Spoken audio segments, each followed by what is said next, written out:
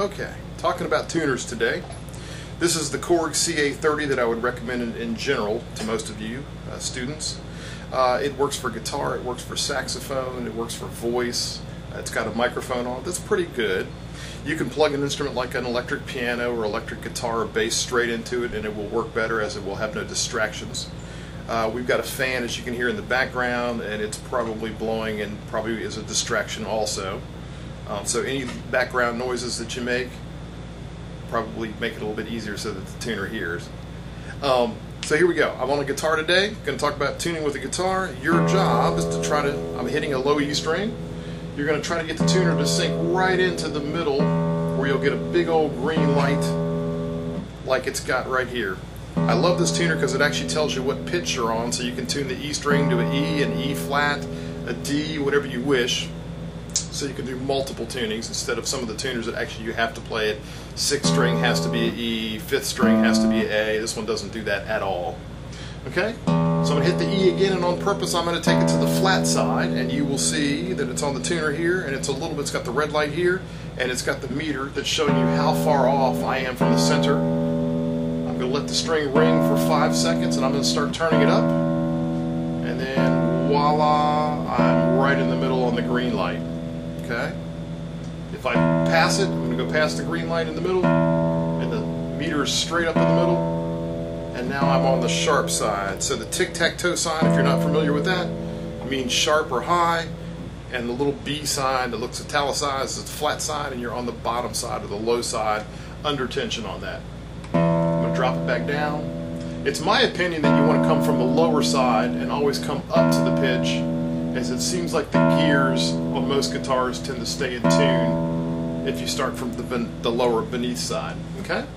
Then I've got an A string, letting it ring. Notice that I'm letting it ring for a few seconds. I'm pretty darn loud when I play, I'm trying to be, and I'm stopping all the strings every time that I start it again. Okay? And that's generally how we're going to use the tuner here.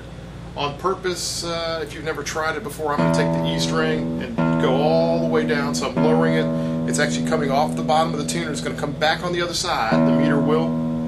And now it says I'm a D sharp or an E flat, depending upon this tuner, I can't remember. And now I've got my low E string tuned exactly to the wrong note. It's a D sharp, which then affects every note on that string. Okay? And now I'm going to take it back up again. It's right here in the center, and I'm going to drive it up, making that D sharp a sharp D sharp.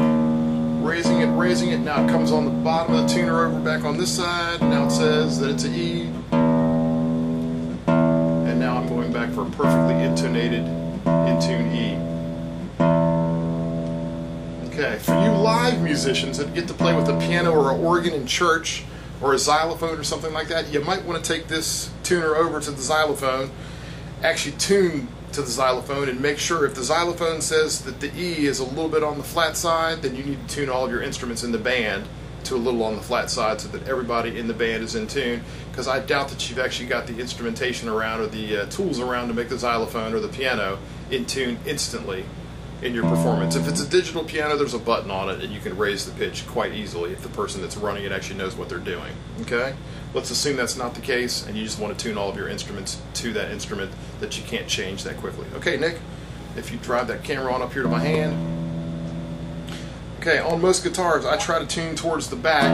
You get a brighter sound. I'm using a little bit of fingernail. If you have a pick, getting that bright sound will actually make the tuner hear the note louder. Okay? Again, turning off any background distractions, making your friend who's playing guitar be quiet would be a good time at this point in time, so that your guitar can only be heard by your tuner.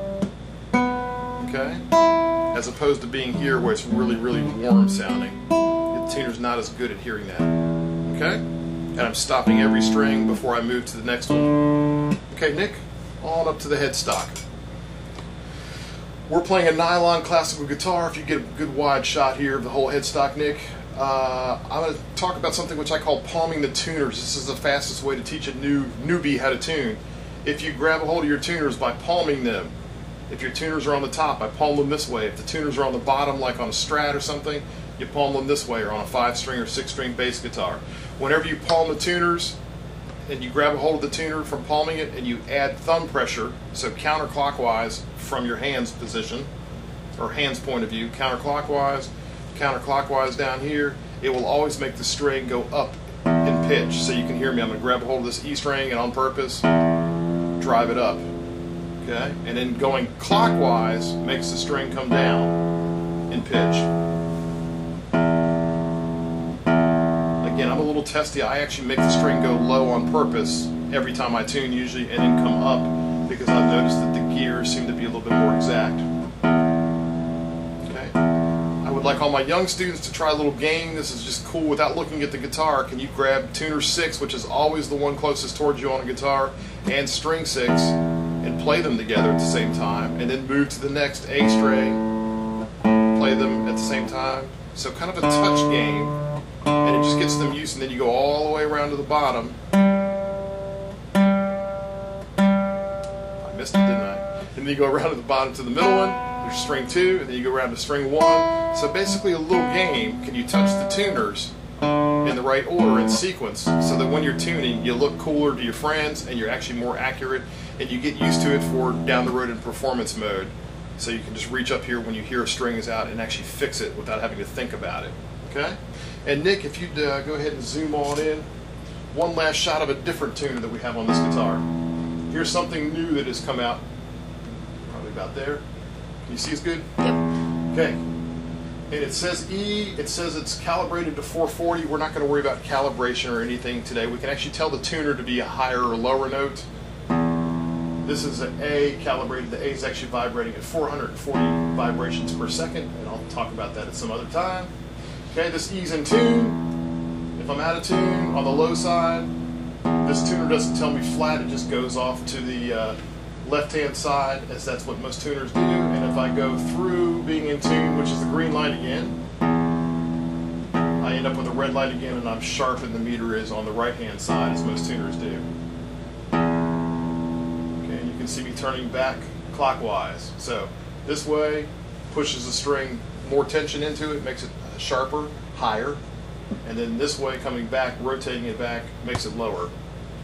Okay, and that's about it for the tuning game.